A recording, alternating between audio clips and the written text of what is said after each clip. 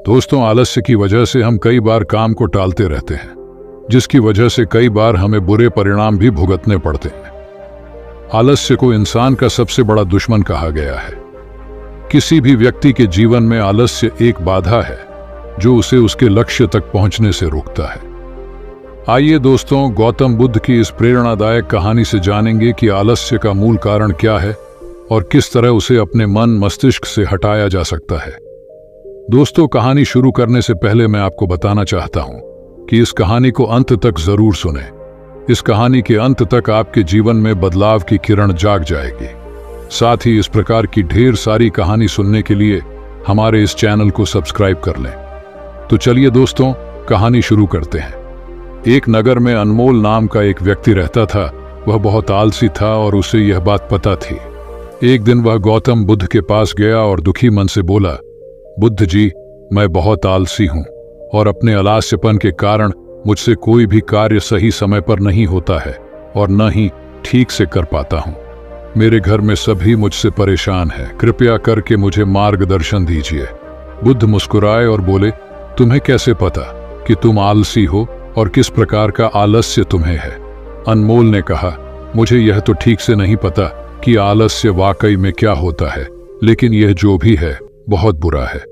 अनमोल की यह बात सुनकर बुद्ध बोले, आलस्य एक मानसिक अवस्था होती है जो एक विचार है, भाव है, जिसे इंसान अपने अंदर लाता है। किसी भी मनुष्य को दो प्रकार से आलस्य आता है, शारीरिक और मानसिक। शारीरिक आलस्य का कारण भोजन होता है।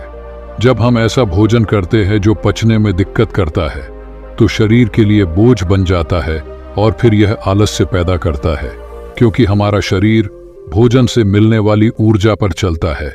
जैसा भोजन हम इसे देते हैं वैसी ऊर्जा यह हमें देता है।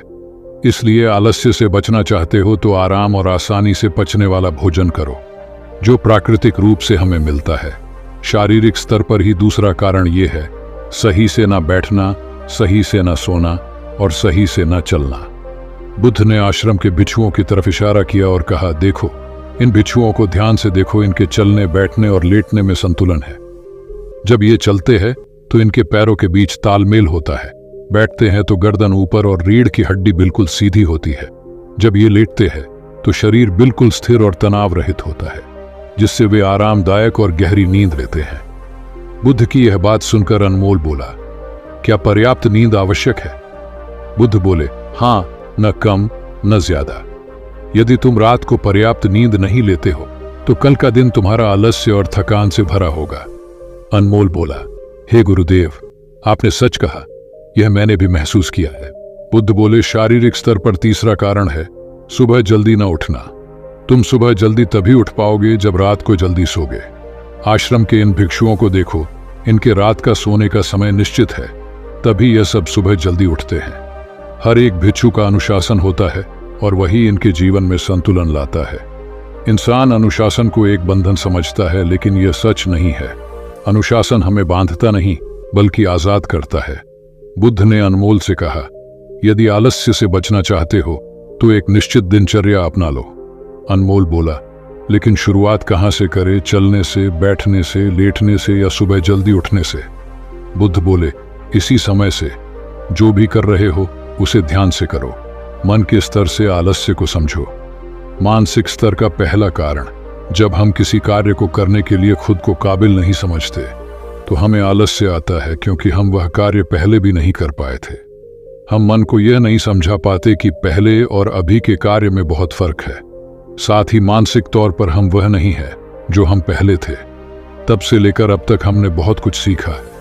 मानसिक आलस्य से बचना है तो खुद पर विश्वास करना सीखो।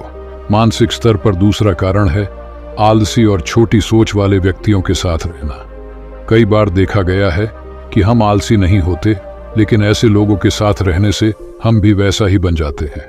फिर अनमोल बोला, आप सही कह रहे हैं गुरुदेव, यह भी मैंने महसूस किया है। बुद्ध बोले, मानसिक स्तर का तीसरा कारण है काम को टालना। यह मानसिक तनाव का सबसे बड़ा कारण है। यह हमें पता नहीं चलता, लेकिन धीरे धीरे यह आदत हमारे अंदर बैठ जाती है और जिंदगी खराब कर सकती है। इसलिए कोई कार्य आज कर सकते हो तो उसे आज ही करो, उस कार्य को कल पर मत टालो। मानसिक आलस्य का चौथा कारण है किसी कार्य को करने की बड़ी वजह ना होना। मान लो तुम किसी सुनसान जगह से कीमती गहने लेकर जा रहे हो। तुम थक गए हो और बैठना चाहते हो। ये सोचकर तुम पेड़ के नीचे बैठ जाते हो। तुम देखते हो कि सामने से कोई डाकू आ रहा है। तो क्या ऐसे में भी तुम्हारा आलस्य तुम्हें भागने से रोकेगा? नहीं, तुम्हारा आलस्य सिर्फ उन्हीं कार्यों को करने से रोकता है जिन्हें करने की बड़ी वजह नहीं होती है। बुद्ध ने कहा, मेरी बात ध्यान से सुनो, जहां स्पष्टता और कार्य करने की बड़ी वजह होती है वहां आलस्य हो ही नहीं सकता। वह अनमोल गौतम बुद्ध से बोला, मुझे आलस्य का सारा खेल समझ आ गया।